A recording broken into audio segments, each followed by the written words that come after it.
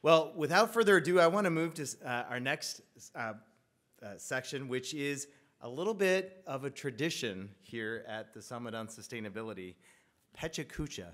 And so we're going to introduce our Pecha Kucha speakers, and if you don't know what this is, it's a speaking format that allows for good conversation and ideas and storytelling with a couple rules. 20 slides, and each slide is only up for 20 seconds, and they move whether the speaker's ready or not. So let's applaud them every time for their bravery and for their willingness to do this. It's fast-paced, it's inspiring, and it is so exhilarating as a way to finish our lunch today. And so let's get started. I'm very excited to introduce our first Pecha Kucha speaker, the always passionate, persistent, and positive Mary Mertz. So let's welcome Mary Mertz to the stage.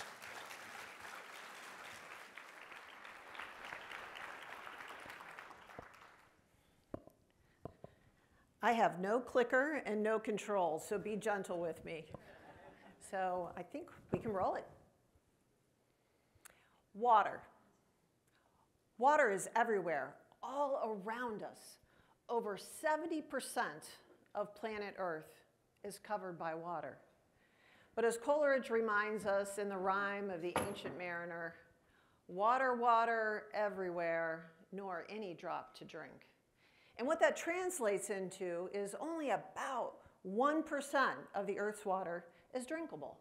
And drink it we must, right? So half of our bodies are made up of water. We need water every day, clean water. We need it for our physical health. We need to have access to water. But we also need it for our mental health, for that boating, swimming, fishing, and frankly, just to gaze at the water as the sun is going down, to hear that crash of the waves. We need it for our mental health too. Now, I have a long and personal relationship with water. So this is a photo of me and my dad. I think I'm in junior high school in this photo, and you can see he is very intent on the race we're in, wherever we are. But I wanted to show it to you to say, I grew up about 1.5 feet above the water. So that's where I grew up unless we accidentally capsized, then I was in the drink. We tried to avoid that. But even now, decades later, every chance I have, I get out on the water. I love it. It flows through my life. I want to feel it, experience it, appreciate it. It is such an important part and central part of our lives, our waters. But we know Ohio has had its share of water challenges, right? And that ranges from bacteria, from sewer overflows, from those Canada geese, from other sources. And that bacteria can impact our ability to enjoy the waters around us or to have clean water to drink. We also have those hardworking farmers in Ohio. Every day they do their best to put food on our table every night, but the fertilizers they use don't always stay on the fields. They might run off, and the nutrients they contain under the right conditions and the right amounts can create problems for us. They can create, this is a satellite image of Lake Erie, and you can see the highlighted areas are harmful algal blooms, right? They are harmful, they are toxic, they can impede our water supply, they can make it hard for us to enjoy and recreate and have beautiful waters. But it's not just Lake Erie. Lakes across Ohio experience this. And down in southeast Ohio, we have yet another problem. This is an example of acid mine drainage. So before there were regulations on how you close down coal mines, some were done improperly. And the water flowing through, there are chemical reactions that create this acid mine drainage that eventually fouls our waters. But all is not lost.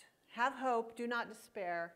So we all know the 1970s kicked off decades of legislation to protect our environment. Now, we can debate all day. Maybe some of it goes too far, maybe some of it doesn't go far enough. But I think there's some consensus that the core of it moved us in the right direction.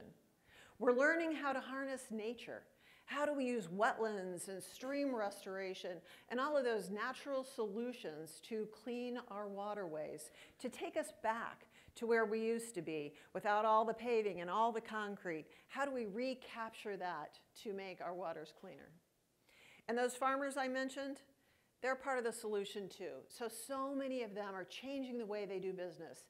How, when, where they apply fertilizer, how they change their practices on the ground to be part of the solution. We're not all the way there yet, but I want to congratulate farmers for taking some steps in the right direction. And we're also trying to be innovative. So what you see here is a new innovative product. They took the results of acid mine drainage to extract the chemicals and turn that into paint pigments. So maybe there's hope that our recycling efforts, our water cleaning efforts can be self-sustainable. But if you care about water, what can you do? I'm going to say, get to know your own water. Get out there, see it, be part of it, enjoy it. If you're not on it, touching it, near it, you can't appreciate it, you can't explain it.